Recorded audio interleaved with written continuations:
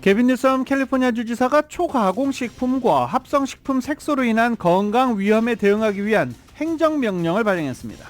지난해 캘리포니아를 떠난 이주민이 캘리포니아로 유입되는 인구보다 많았습니다.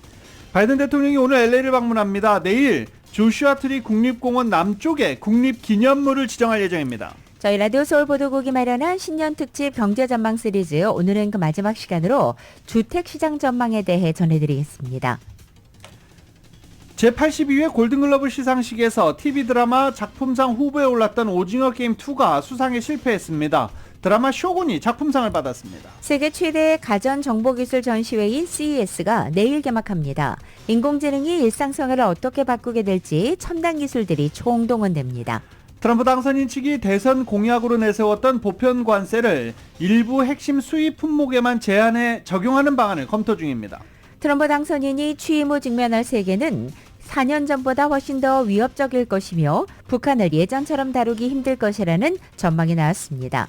바이든 대통령은 4년 전 1월 6일 의회 난입 사태가 미국 민주주의에 가했던 위협을 잊어서는 안 된다고 촉구했습니다. 중국 해커들에게 침입당한 것으로 확인된 버라이전과 AT&T, T모빌 같은 3대 통신사를 비롯해서 모두 9곳의 네트워크가 추가 해킹당한 것으로 나타났습니다. 중동부 지역의 겨울 눈폭풍과 폭설 등 북극 한파에 모든 것이 얼어붙어 도시 기능이 마비되고 있습니다. 뉴욕시가 5일인 어제부터 전국 최초로 맨해튼 도심부로 진입하는 차량에 대한 $9의 혼잡 통행료 징수를 시작했습니다. 한국공조수사본부가 윤석열 대통령에 대한 체포영장 기한을 연장하기 위해 서울 서부지법에 영장을 재청구했습니다. 윤 대통령 측은 공수처장 등을 특수공무집행 방해 혐의로 고발했습니다. 지난 3일 윤석열 대통령에 대한 체포영장 집행 과정에서 대통령 경호처가 일반 병사를 1차 저지선부터 동원한 사실이 확인됐습니다. NFL 정규 시즌 모두 막을 내리고 플레이오프에 돌입했습니다. LA 차저스는 휴스턴과 오는 토요일에, LA 램스는 미네소타와 다음 주 월요일에 와일드카드 경기를 갖습니다. LA 다저스와 계약한 김혜성 선수는 치열한 주전 경쟁을 펼쳐야 하는 가운데 경쟁자 가운데 한 명인 개빈 럭스의 트레이드 가능성이 제기됐습니다. 오늘 뉴욕 증시 상승 출발하고 있습니다. 원달러 환율은 1469.7원으로 마감했습니다. 남가주 오늘 맑은 날씨에 LA 한인타운 낮 최고 기온 74도까지 오르겠습니다. 이 시간 주요 뉴스는 하늘 위 호텔, 세계 최대 항공기 아시아나항공 A380에서 차별화된 서비스를 만나보세요. 고국까지 편안하고 안전하게 모시는 아시아나항공 제공입니다.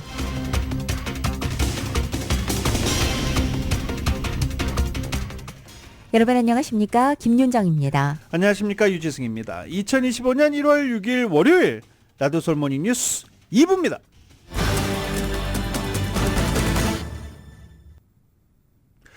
지금 캐나다 트리도 총리가 이 긴급 기자회견을 하고 있는데 잠시 한번 CNN 연결해 볼까요? We are really going through a very critical period at the moment. You all know I'm a fighter. Every bone in my body has always told me to fight because I care deeply about Canadians. I care deeply about this country, and I will always be motivated by what is in the best interest of Canadians. 트리도 총리가 이 The fact is, 당을 탈퇴하는 그런 기자회견을 하고 있는 것 같습니다. 이 자세한 소식 들어오는 대로 속보로 전해드릴 수 있도록 하겠습니다. 타운과 로컬 소식으로 뉴스 시작하겠습니다. 개빈 뉴섬 주지사가 초가공식품, 합성식품 색소로 인한 건강 위협에 대응하기 위한 행정명령을 발표했습니다. 그게 뭐야? 라고 생각하실 수도 있죠. 아이들이 먹는 간식 있잖아요. 알록달록한 이 캔디들. 네, 이것들이 모두 포함됩니다. 이외 로컬 뉴스 이은 기자가 정리합니다. 개빈 뉴섬 주지사가 3일 초가공식품과 합성식품 색소로 인한 건강상의 위험에 대응하기 위한 행정명령을 발표했습니다. 이날 발표된 행정명령에 따르면 초가공식품과 유해 성분에 대한 권고안을 마련하고 합성식품 색소의 건강 영향을 지속적으로 조사할 것, K프레시 프로그램 수혜자의 건강식품 구매를 장려하고 취약지역의 건강식품 접근성 향상, 학교 급식 영양 기준을 강화하고 전 학생 대상 학교의 급식 프로그램을 확대하는 내용을 담고 있습니다. 이번 조치는 만성질환 예방과 건강한 식습관 장려를 위한 캘리포니아주의 지속적인 노력의 일환으로 최근 조사에 따르면 성인의 73%가 과체중이나 비만이며 청소년의 40%가 당뇨병 전납계입니다. 지난해 캘리포니아에서 벗어나 타주를 향하는 주민들이 캘리포니아로 유입되는 주민들보다 많았습니다. 해당 수치는 연방 센서스국이 이사 전문 트럭 회사 유홀, 알타스 벤라이스, 그리고 유나이티드 벤라이스가 수집한 데이터를 인용해 공개한 정보로 해당 회사를 이용한 고객들 중에는 캘리포니아로 유입되는 주민들보다는 떠나는 주민이 더 많은 것으로 드러났습니다. 유홀 측이 공개한 데이터에 따르면 캘리포니아는 전국적으로 인구수가 늘어난 카테고리에서 5년 연속으로 꼴찌를 기록했습니다. 지난해 유홀을 이용한 고객들 중 캘리포니아로 이사온 주민들은 49%를 차지했으며 캘리포니아를 떠난 주민들은 51%를 차지했습니다.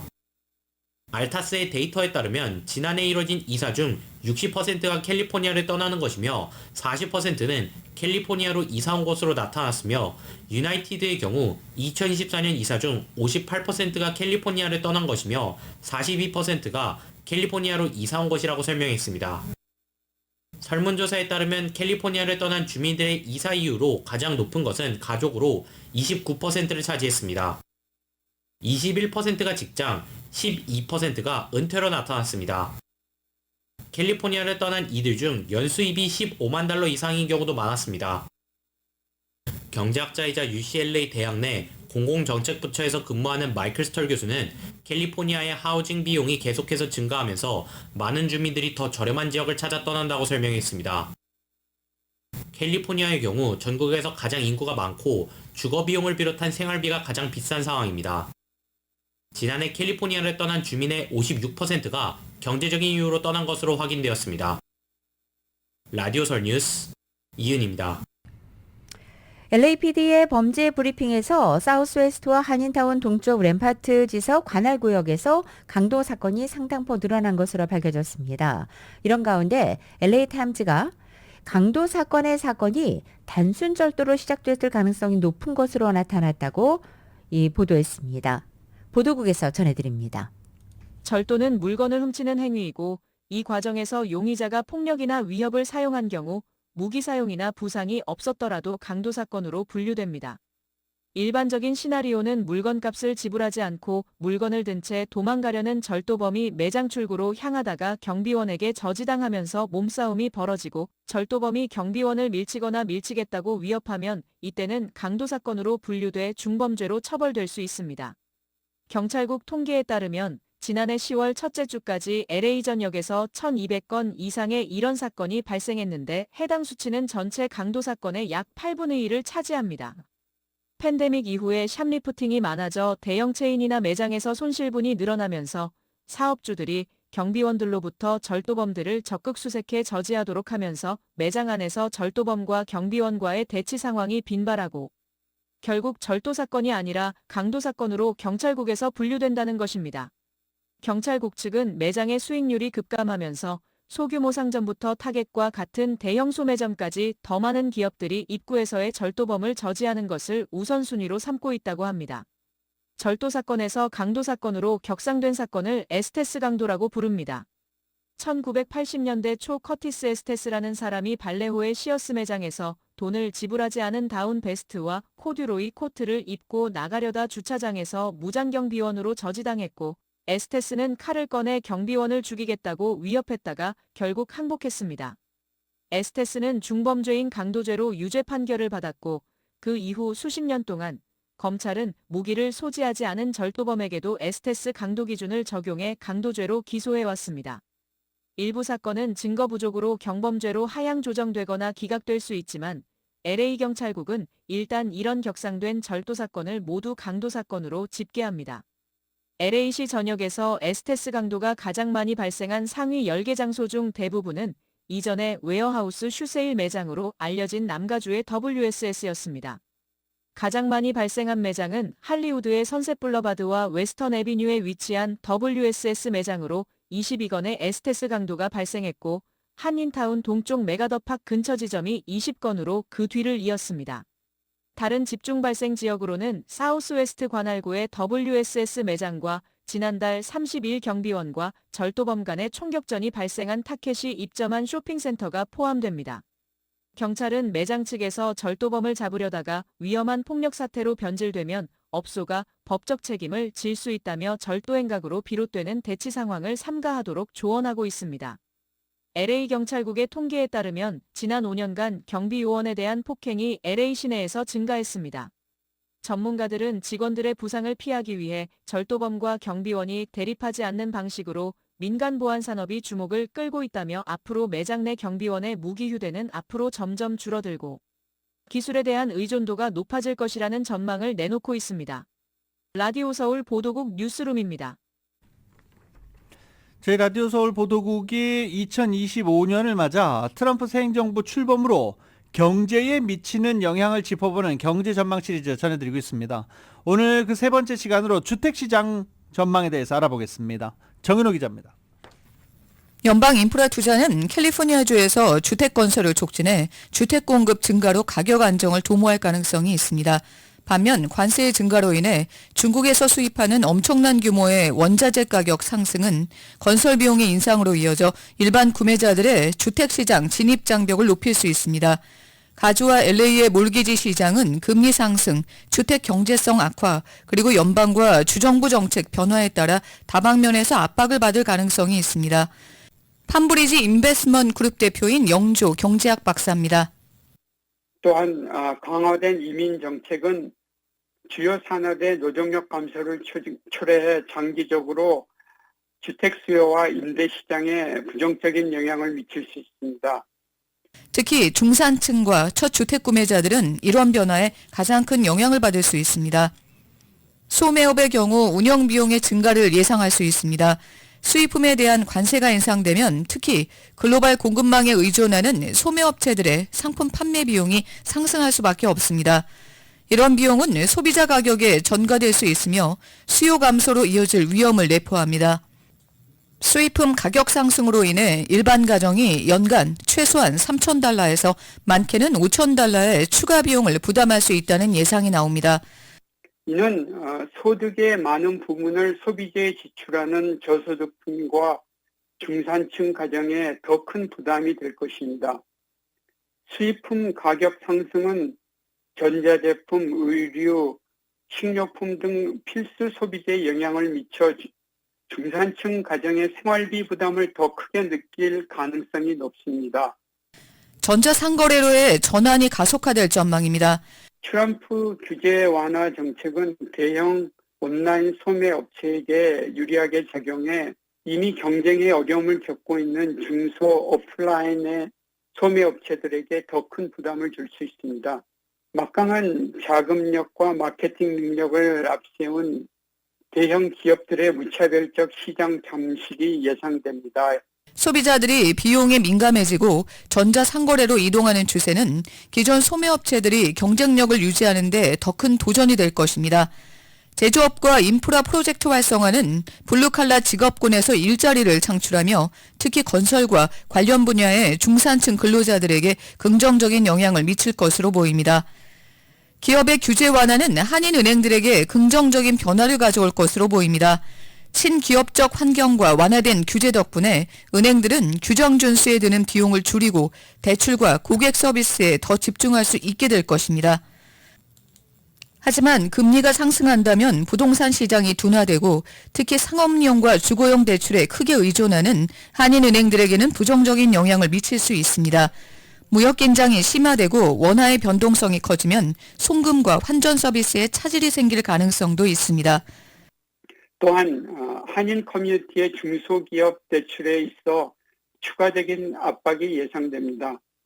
이민정책 변화와 무역 불확실성으로 인한 한인 중소기업이 어려움을 겪게 되면 부실대출 증가와 대출 수요 감소라는 이중의 부담을 안길 수 있습니다.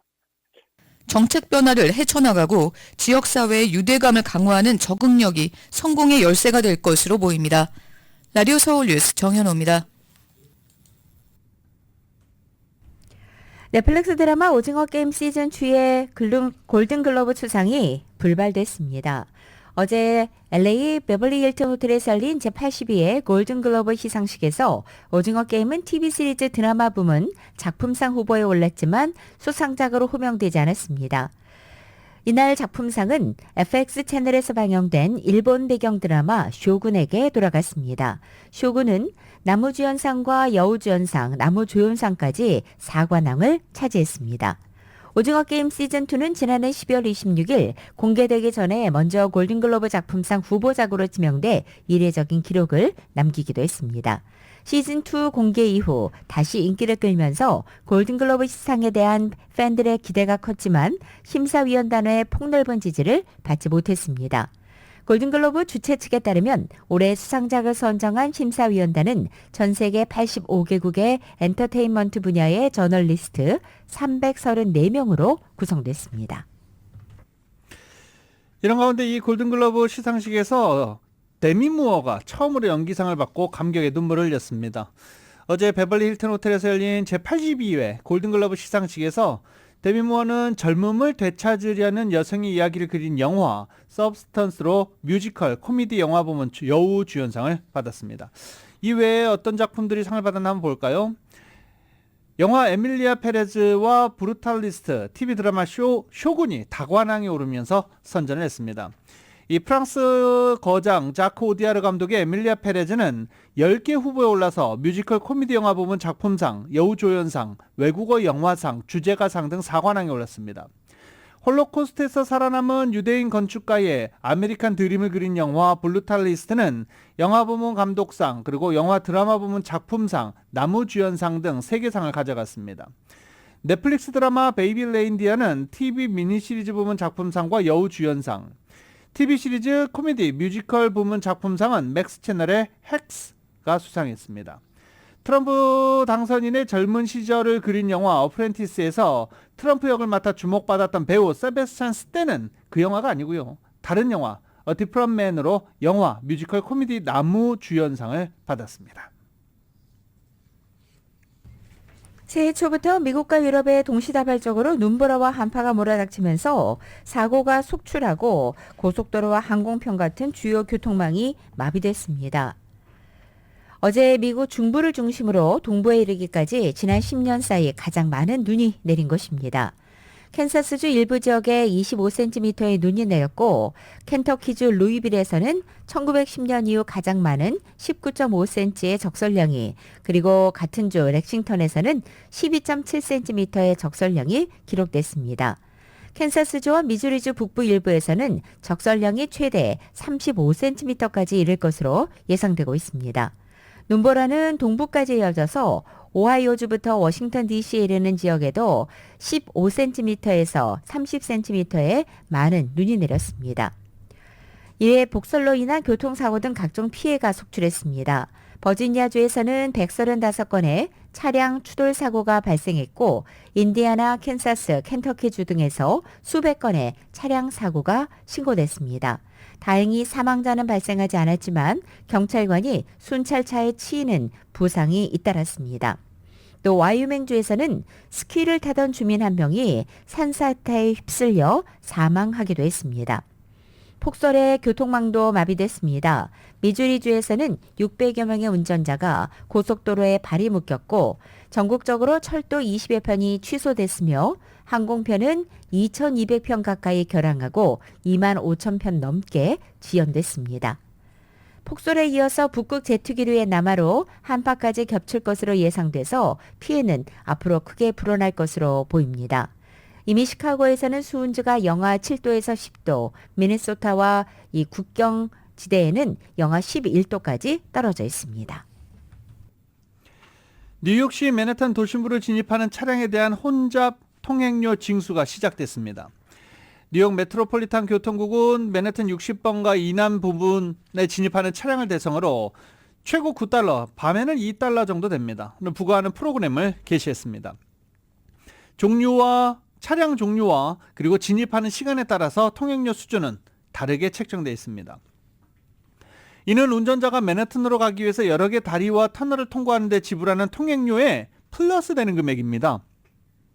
피크 시간대에 특정 터널을 통해 맨해튼으로 들어갈 때 이미 요금을 낸 경우에는 최대 3달러까지 혼잡 통행료가 또 할인된다고 합니다.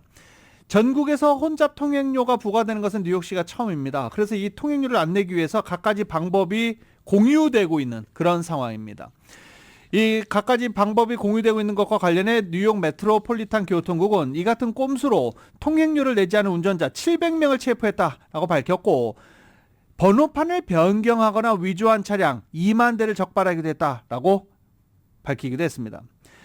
뉴욕 시내 건물에 설치된 주차장의 경우 각 도로 방면으로 출입구가 있는 경우가 적지 않다는 점을 이용해서 여러 가지 방법을 동원하는 운전자들이 있는데 메트로폴리탄 교통국 모두 다 적발해내겠다라고 경고했습니다.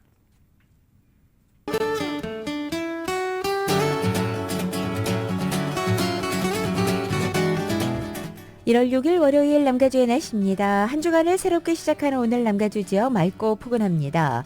오늘 대부분 지역의 낮 최고 기온이 70도를 웃돌고 일부 지역은 80도에 육박하겠습니다. 그만큼 낮과 밤의 일교차는 크게 벌어지겠습니다.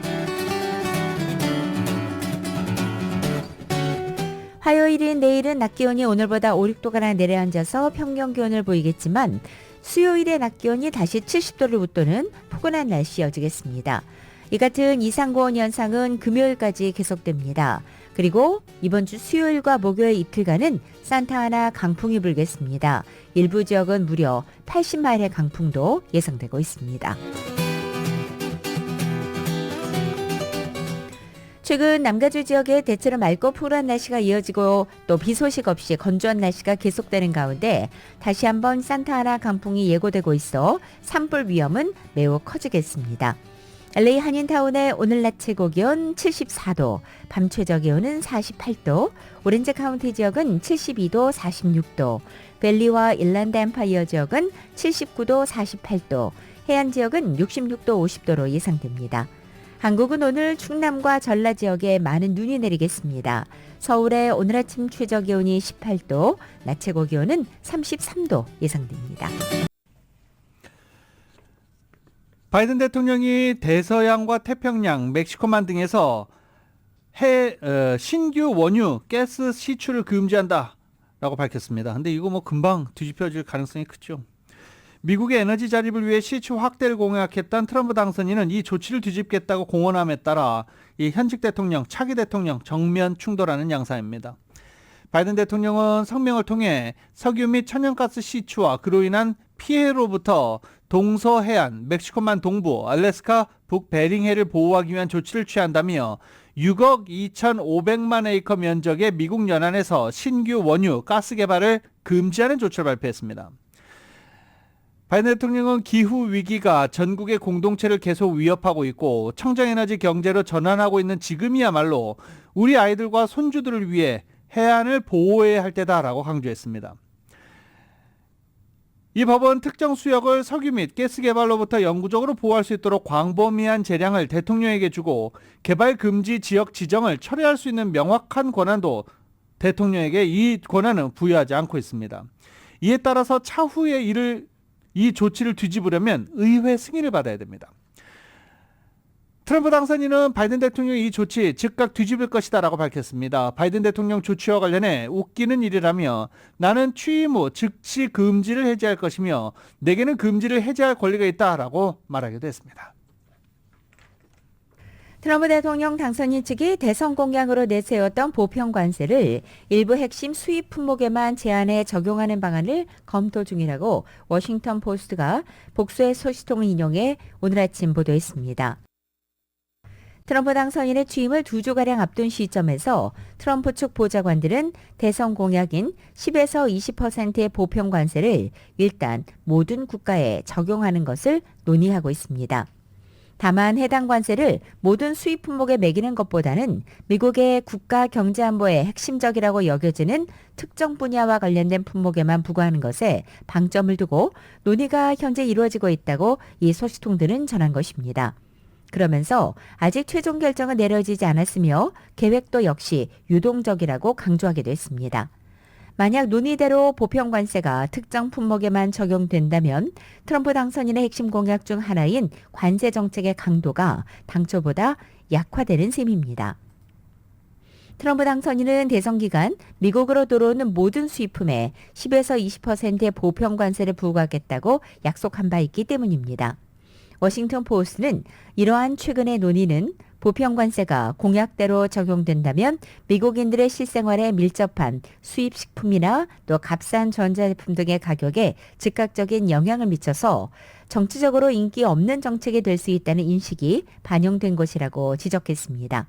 그러면서 다만 품목을 제한하더라도 여전히 모든 국가를 대상으로 보편관세 부과를 고려하고 있다는 것은 해외 국가들이 제3국을 통해 관세를 피해 미국에 수출하는 것을 막겠다는 트럼프 팀의 의지를 드러내는 것이라고 지적했습니다. 트럼프 당선인 취임이 눈앞에 다가온 가운데 연방준비제도 내 비둘기파 인사들이 아직 인플레이션과 싸움이 끝나지 않았다라고 경고했습니다. 지난 2년간 인플레이션이 상당 부분 진정됐지만 여전히 연준 목표치 2%보다 불편할 정도로 위에 있다라고 평가했습니다.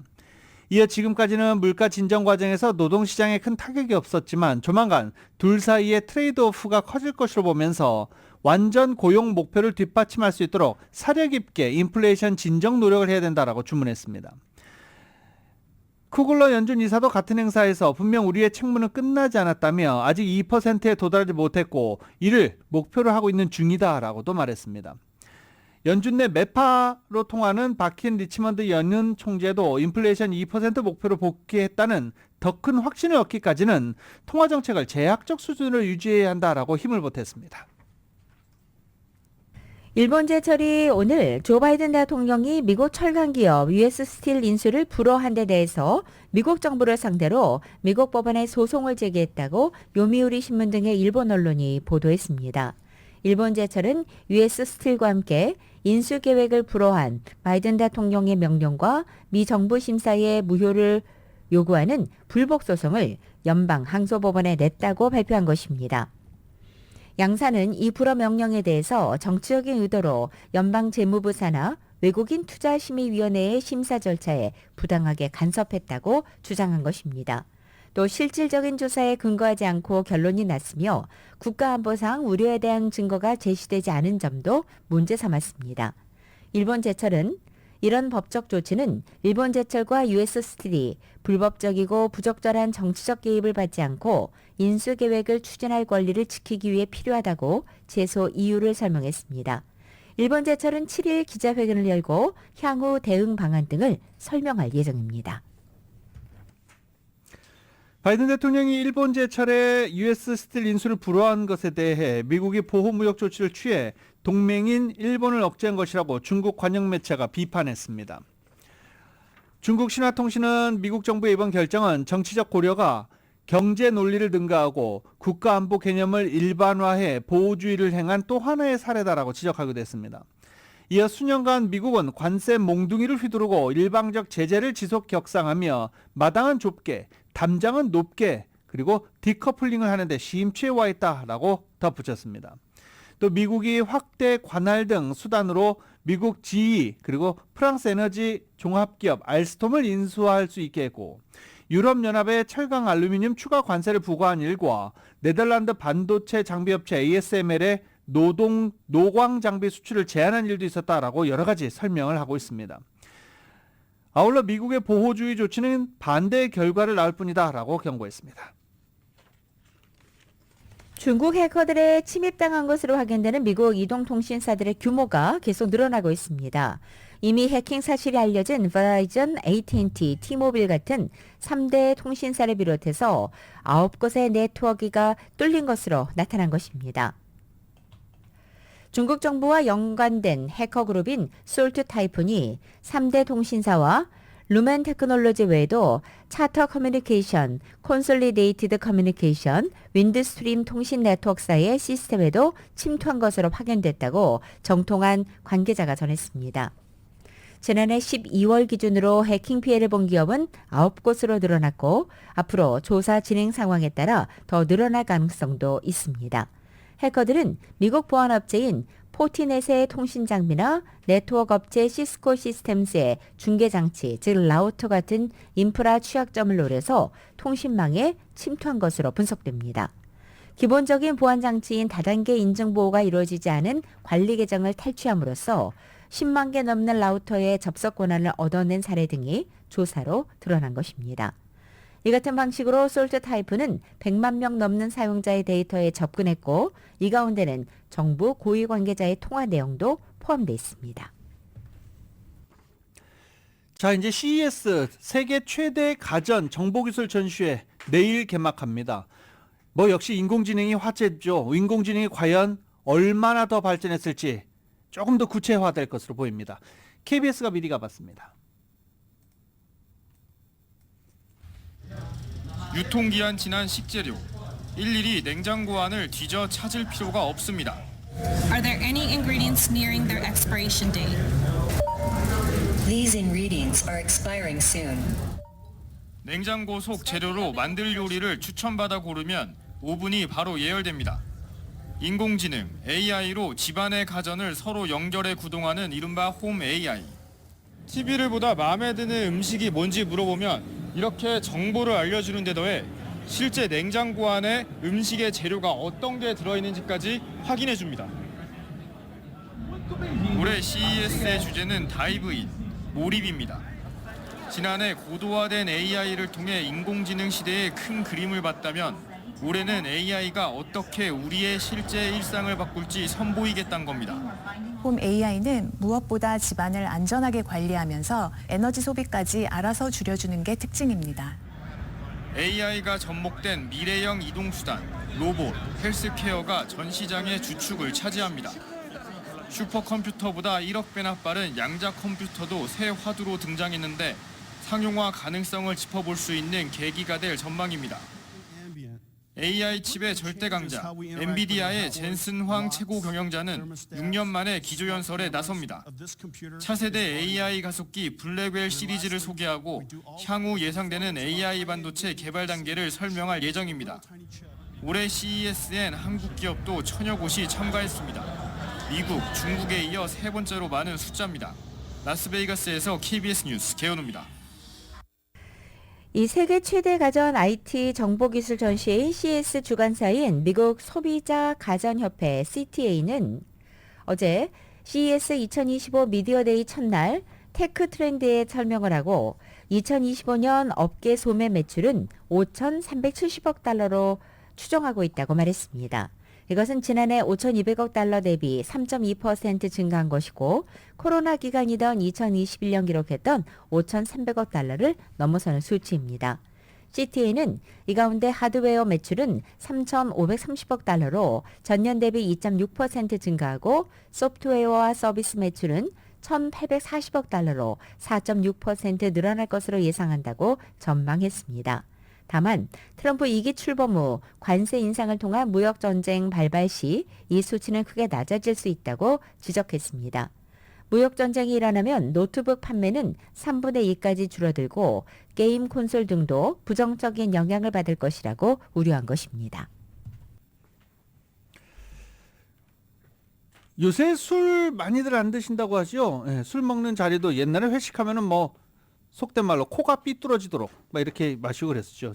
내가 집에 어떻게 왔지? 네, 옛날 이야기라고 합니다. 요새는 적당하게 딱 즐길 만큼만 술 먹고 헤어지는 파하는 그런 회식 자리도 많다고 하는데 그러면 주류 업체들 땅을 치고 가슴을 이 매출이 땅을 치고 있는 모습을 보면서 함께 땅을 쳐야 되는 상황이죠. 그런데 주류 업체들은 좀 다릅니다. 지금 주류 업체들이 건강 등을 이유로 술을 멀리하는 젊은이들을 겨냥해 무알콜 맥주, 무알콜 음료가 잇따라 출시됐는데 이게 큰 인기를 얻고 있어서 맥주보다 낫다라고 생각하는 것으로 알려졌습니다. 무알콜 제품 이 쿠어스에서는 무알콜 음료 부문 매출이 지난 1년 동안 70% 가까이 증가했다라고 밝히기도 했습니다. 또 엔하이저부시, 버드와이저 제로, 스텔라 제로 뭐 등등등 무알콜 맥주 제품이 이제 서서히 확장되고 확대되고 있는 상황입니다.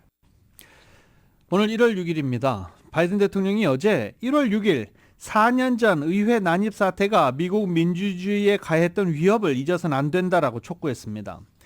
바이든 대통령은 워싱턴 포스트 기고문을 통해 의회 난입 사태가 우리의 민주주의가 시험대 오르고 승리한 날로 기억돼야 한다며 이같이 밝혔습니다. 바이든 대통령은 폭도들이 의회 의사당을 공격하고 선출직 공무원의 생명을 위협했으며 용감한 경찰관들을 공격했다고 회고하면서 우리의 민주주의가 이런 공격을 견뎌냈다는 사실을 자랑스러워해야 하며 올해는 이런 부끄러운 공격을 보지 않게 된 것에 기뻐해야 한다라고 적었습니다. 바이든 대통령은 트럼프 당선인을 직접 거명하진 않았지만 지지층을 중심으로 당시 사태를 축소하려는 움직임에 대해서도 비판하기도 했습니다. 역사를 다시 쓰거나 심지어 지우려는 노력이 끊임없이 진행되고 있다며 이들이 당시 일을 일종의 당파적 집착이나 단지 통제에서 벗어난 시위 정도로 축소하려고 있다라고 지적하기도 했습니다. 연방의회는 트럼프 당선인이 승리한 대선 결과를 오늘 최종 확인할 예정입니다. 대선의 마지막 절차로 2021년 1월 6일 의회 난입 사태가 발생한 지 꼭 4년 만입니다. 뉴욕타임즈는 트럼프 당선인이 16 의회 난동 폭동 사태를 사랑의 날로 둔갑시키려는 시도를 하고 있다며 강하게 비판했습니다. 정치적 이득을 위해 지난 4년간 음모론을 퍼뜨렸고 순교 이야기를 엮어냈다라고 지적하기도 했습니다. 트럼프 당선인은 16 사태를 사랑의 날로 묘사하면서 관련자 사면을 시사한 바 있습니다. 16 의회 폭동으로 지금까지 약 1,572명이 기소됐고 이 중 실형을 선고받은 645명을 포함해 1,200명 이상에게 유죄 확정 판결이 내려졌습니다. 일부 피고인에 대해서는 재판이 계속되고 있습니다. 트럼프도 기소됐지만 재판이 계속 미뤄졌습니다. 트럼프는 취임하자마자 의회 폭동 가담자들을 사면하겠다라고 공언한 상태입니다. 이 방침에 대해 민주당 측과 사태 당시 현장 대응을 했던 경찰 관계자들이 거세게 반발하고 있습니다. 공화당의 트럼프 대통령 당선인의 핵심 공약인 세금 감면과 불법 입국 차단을 하나의 메가 법안으로 만들어서 처리하는 방향으로 가고 있다고 월스트리트저널이 보도했습니다.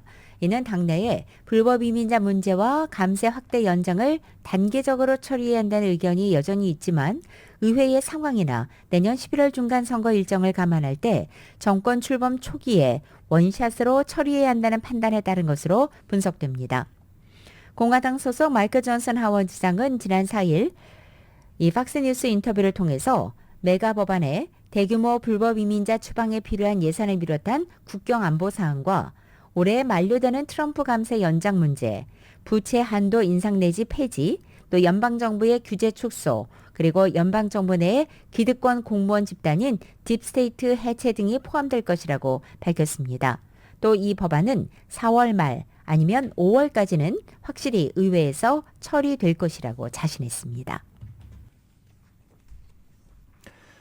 트럼프 당선인 취임을 앞두고 그의 환심을 사기 위한 기업들의 기부 행렬이 이어지고 있습니다. 지난 2달여간 트럼프 행정부의 취임식, 정책 운영, 대통령 도서관 건립을 위해 모금된 개인 및 기업 기부금이 2억 달러가 넘는 것으로 전해졌습니다. 기부한 기업은 화이자, 아마존, 오픈 AI, 메타 등 주요 빅테크와 복수의 암호화폐 업체들도 모두 포함된 것으로 전해지고 있습니다. 트럼프 당선인은 선거 기간 동안 적극적인 구애를 펼쳐온 암호화폐 업계 기부 행렬에 동참하면서 그의 복귀에 대한 기대감을 드러내고 있는 중입니다. 트럼프 당선인은 암호화폐 규제 철폐를 공약으로 내세우면서 업계를 성장시키겠다라고 약속했기 때문입니다. 트럼프 측 로비스트 타마시 등이 파트너로 있는 로비 회사 차트웰 스트래티지도 트럼프 취임식을 위해 300만 달러 이상을 모금해 전달할 것으로 알려졌습니다. 1월 20일에 취임하는 트럼프 대통령 당선인이 1기 집권 당시 북미 정상회담에 실무적으로 관여했던 또 한 명의 인사를 백악관 참모로 기용하기로 했습니다. 트럼프 당선인의 정권 인수팀은 지난 4일 보도자료를 통해서 대통령 보좌관 겸 백악관 운영 담당 부비서실장으로 윌리엄 보 해리슨을 기용할 것이라고 발표한 것입니다. 정권 인수팀은 해리슨이 트럼프 1기 때 수십 건의 외국 방문을 포함한 대통령의 국무여행 일정을 조정하고 실행하는 역할을 맡았고 북한, 이라크, 아프가니스탄 등 세계 각국에서 미국 대표단을 이끈 경험이 있다고 밝혔습니다. 또한 해리슨이 북한 지도자 김정은과의 역사적인 정상회담 때마다 계획 수립에서 중요한 역할을 했다고 덧붙이기도 했습니다. 트럼프 당선인이 이처럼 해리슨을 백악관 참모로 기용하면서 이 북미 정상회담 관여 이력을 부각한 것은 취임 이후 상황에 따라 북한과의 정상회교를 재추진하는 데 의욕을 갖고 있음을 보여준 일로 해석될 여지가 있어 보입니다. 아울러 트럼프 당선인은 자신의 외교 책사인 리처드 그리넬 전 주 독일 대사를 특정 인물들을 위한 대통령 사절로 기용할 것이라고 지난 14일 발표하면서 베네수엘라와 북한을 포함한 전 세계 가장 뜨거운 이슈들을 맡을 것이라고도 밝힌 바 있습니다. 뉴올리언즈에서 차량 돌진으로 사고를 낸 텍사스 출신의 테러범 샴수드 딘 자바르가 지난해 10월 말 루이지애나주로 건너가 범행 현장에 처음 방문했던 것으로 확인됐습니다. 범행을 저지르기 앞서 최소 2달 전부터 현장을 사전 답사한 정황이 드러난 것입니다. 당시 자전거를 타고 시내 번화가 프렌치 쿼터를 찾아 천천히 현장을 배회했고 메타의 스마트 안경을 쓰고 주변을 촬영하기도 한 것으로 알려졌습니다. 테러범은 특히 답사 도중 갑자기 전신 거울에 자신의 모습을 비춰보기도 했고 이는 촬영 기능을 확인해 보려던 것으로 FBI는 추정했습니다. 그리고 11월 역시 뉴올리언즈에 스마트 안경을 착용하고 두 번째 방문했는데 당시에는 스마트 안경을 켜놓지 않았던 것으로 확인됐습니다. 자, 이제 NFL 모든 시즌이 마무리가 됐습니다. 17주차 경기까지 모두 마무리가 됐습니다. 이렇게 되면서 이제 플레이오프 이번 주부터 시작이 되는데 와일드카드 경기가 이번 주 토요일부터 시작됩니다. 토요일 2경기, 일요일 4경기, 그리고 월요일 1경기 이렇게 펼쳐집니다. 토요일에는 LA 차저스와 휴스턴 간의 경기가 가장 먼저 와일드카드 경기가 예정이 되어 있습니다. LA 차저스는 이 하버 감독이 취임한 첫 해 플레이오프 진출 성공한 거죠. 예, 약점 충분히 다 확인했습니다. 오프 시즌에 더 강해질 것으로 차저스 기대해 보겠습니다. LA 램즈는 월요일입니다. 월요일 오후 5시 미네소타 바이킹스와 와일드카드 경기를 갖습니다. 미네소타 바이킹스는 굉장히 오래간만이네요. LA 차저스와 휴스턴 간의 경기는 토요일 오후 1시 30분 시작됩니다. CBS를 통해 볼 수 있고 또 갑자기 저희가 관심 갖고 응원하는 팀 있죠. 덴버입니다.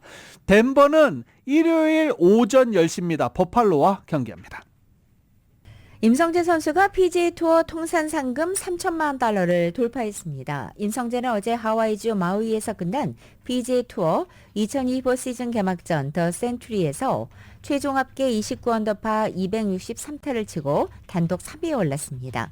상금 136만 달러를 얻은 임성재는 투어 통산 상금 3,125만 9,508달러를 기록했습니다. 임성재는 PGA 투어 통산 상금 순위에서는 57위에 해당하고 한국 선수로는 최경주 선수가 3,280만 3,596달러로 49위에 올라 있습니다. PGA 투어에서 상금 3천만 달러를 넘게 번 선수는 총 60명이 있습니다. 통산 상금 1위는 타이거 우즈로 1억 달러를 넘긴 선수는 타이거 우즈가 유일합니다. 2위는 리브 골프로 이적한 필 밀키슨, 그리고 3위는 로리 맥클로이입니다. 지난 주말 김혜성 선수가 다저스와 계약했다라는 깜짝 소식 많은 분들이 반가워하셨죠. 근데 김혜성 선수 내야수입니다. 다저스의 그 뎁스를 뚫을 수 있을까? 치열한 주장 경쟁 해야 됩니다. 경쟁 상대 만만치 않죠. 무키 베츠, 게빈 럭스, 터미 에드먼, 미겔 로하스, 내야수 후보 선수들만 이래요. 김혜성, 여기서 또 맥시먼스, 1루와 3루, 1루 프레디 프리먼 건들 수 없는 존재들이죠. 이 내야에서 포지션을 가리지 않고 기용될 가능성이 있는데 게빈 럭스는 근데 항상 제가 말씀드렸듯이 수비에 좀 던지는데 문제가 좀 있습니다. 그래서 원래는 유격수 출신인데 이상하게 메이저리그 올라오면서 유격수에서 1루로 공을 던지는데 정확하지가 않아요. 그래서 이런 수비가 문제가 있는 만큼 김혜성 선수가 게빈 럭스 정도는 제칠 수 있지 않겠느냐, 이렇게 예상을 하고 있습니다. 베이스볼 아메리카는 김혜성의 수비력을 평균 이상, 주루는 최상위, 그리고 다저스 네이션도 김혜성 영입으로 게빈 럭스의 미래가 좀 불투명해졌다 이렇게 보도해서 주전 진입이 썩 불가능한 것은 아닌 상태입니다. 그리고 지금 현재 LA 다저스가 게빈 럭스 트레이드를 추진하고 있는 것으로 알려지고 있습니다. 시애틀 쪽으로 가지 않을까 이렇게 예상을 하고 있는데요. 시애틀은 김혜성 선수를 노렸던 그런 팀입니다. 아무튼 김혜성 선수 이번 스프링 캠프 중요합니다. 2025년 1월 6일 월요일에 전해드린 라디오솔 모닝뉴스 여기서 마치겠습니다. 지금까지 진행의 유지승, 김윤정이었습니다. 잠시 후 9시에는 강혜신의 오늘의 미국이 방송됩니다. 함께해 주신 여러분 고맙습니다.